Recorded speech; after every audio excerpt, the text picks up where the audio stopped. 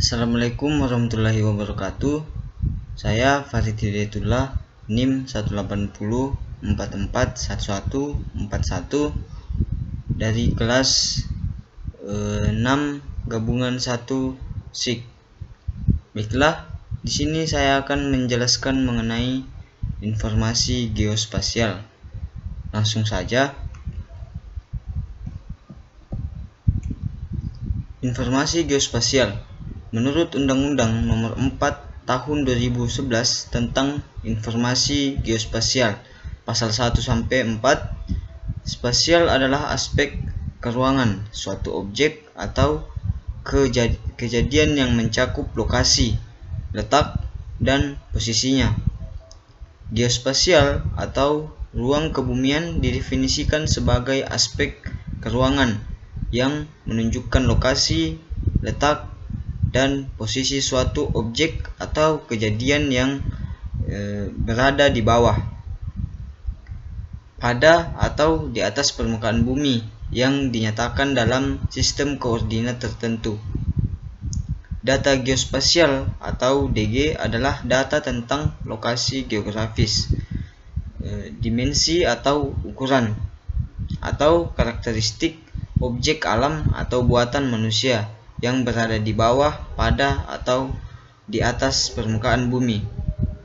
Informasi geospasial atau IG menurut Undang-Undang Nomor 4 Tahun 2011 diartikan sebagai data geospasial yang sudah diolah sehingga dapat digunakan sebagai alat bantu dalam perumusan kebijakan, pengambilan keputusan, atau pelaksanaan kegiatan yang berhubungan dengan keruangan kebumian. Lanjut, informasi geospasial berdasarkan Undang-Undang Nomor 4 Tahun 2011 Pasal 2 tentang informasi geospasial. Tata kelola informasi geospasial yang baik memiliki 7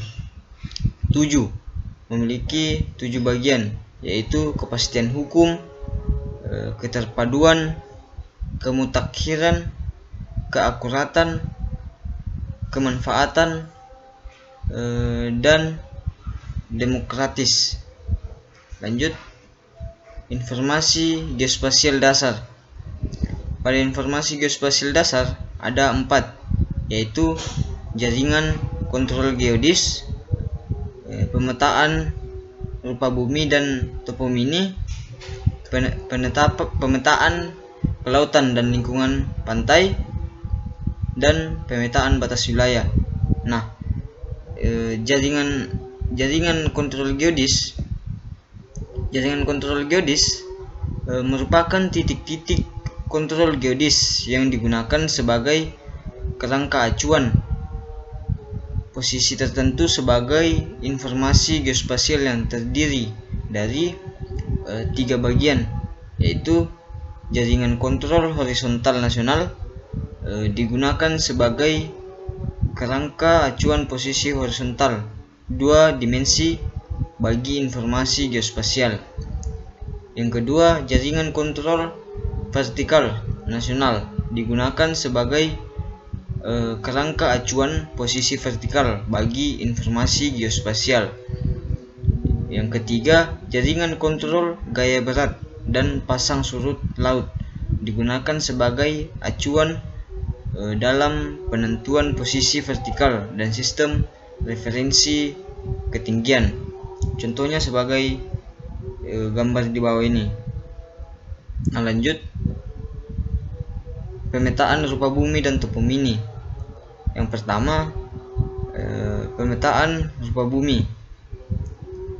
Peta rupa bumi atau topographic map adalah peta yang memperlihatkan unsur-unsur alam atau asli dan unsur-unsur buatan manusia di atas permukaan bumi. Peta rupa bumi memiliki karakteristik menurut gambaran tentang penyebaran, luas, dan karakteristik dari unsur-unsur fisiografi, topografi, morfologi, geologi, demografi, dan sebagainya. Selain itu, dapat sebagai wadah inventarisasi sumber daya alam dan memiliki kerangka titik kontrol horizontal atau koordinat lintang atau bujur, dan kerangka titik kontrol vertikal atau koordinat tinggi terhadap muka air laut rata-rata.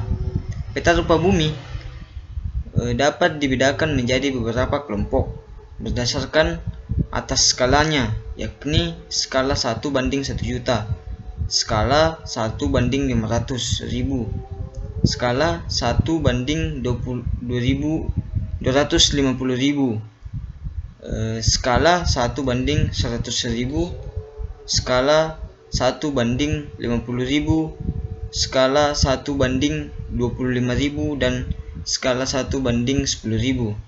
Semakin kecil skala peta, maka lingkup area yang terpetakan semakin luas.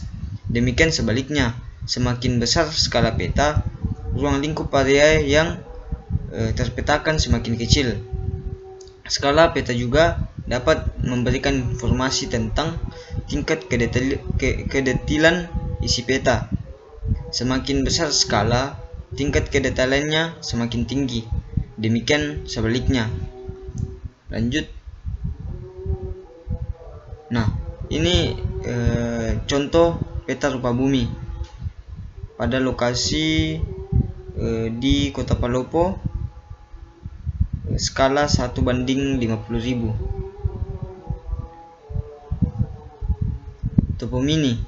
Topomini adalah suatu cabang ilmu kebumian yang mengkaji dan mempelajari permasalahan penamaan unsur geografis baik alam maupun budaya.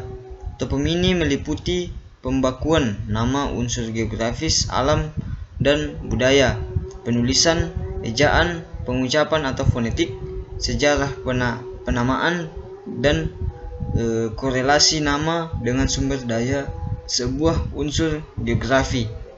Jenis data terbagi menjadi dua, yaitu topomini buatan manusia atau budaya yang meliputi garis batas wilayah administrasi, pemerintahan, bangunan, jalan, jembatan, perairan, sawah, kebun, perkebunan, dan titik dasar teknis.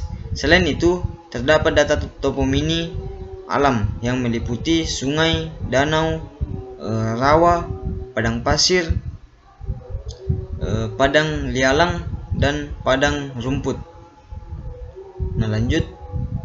Nah, ini dia contoh topomini, yaitu peta administrasi Kota Palopo. Pemetaan kelautan dan lingkungan pantai. Peta dasar kelautan merupakan peta dasar yang memberikan informasi untuk wilayah pesisir dan laut, terutama kedalaman, jenis pantai atau berpasir, berlumpur, atau berbau, serta informasi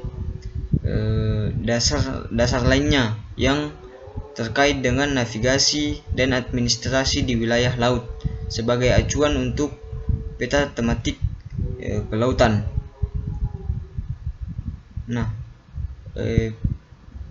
dibagi menjadi dua, yaitu peta dasar lingkungan pantai Indonesia atau LPI, merupakan peta dasar wilayah pantai yang mencakup daratan pesisir dan laut dengan informasi batimetri dan objek-objek penting lainnya terkait dengan navigasi laut, perikanan, dan kelautan, dan biasanya menggunakan skala 1:50.000. Dan yang kedua, peta dasar lingkungan laut nasional atau LLN merupakan peta dasar di wilayah laut dengan informasi batimetri dan objek-objek penting terkait dengan navigasi laut, perikanan, dan kelautan, dan biasanya menggunakan skala 1:500.000. Nah, contohnya seperti pada gambar ini, yaitu peta ekoregologi. Lanjut. pemetaan batas wilayah. Peta batas wilayah merupakan batas-batas wilayah yang menjadi kekuasaan komunitas tertentu. Peta ini dibuat untuk merespon faktor-faktor yang dianggap dengan mengganggu wilayah kekuasaan komunitas tersebut. Contohnya pada gambar di bawah ini yaitu peta batas wilayah Indonesia. Lanjut, informasi geospasial tematik. Peran informasi geospasial peta dalam memahami NKRI sebagai satu kesatuan politik, ekonomi, dan sosial budaya dan pertahanan keamanan. Informasi geospasial yang akurat dan akuntabel dapat mempresentasikan hubungan antara fenomena secara komprehensif. Pembangunan merupakan hubungan antara manusia dengan lingkungannya. Informasi geospasial bersifat multifungsi dan dibutuhkan oleh semua institusi pemerintahan dan masyarakat untuk meningkatkan kualitas perencanaan dan pengambilan keputusan di seluruh tingkat dan segala aspek dari pembangunan nasional. Contohnya pada peta penggunaan lahan Sulawesi Selatan. Gambar ini adalah contoh dari mungkin itu saja pembahasan saya. Kurang dan lebihnya mohon dimaafkan. Billahi taufiq wal hidayah. Wassalamualaikum warahmatullahi wabarakatuh.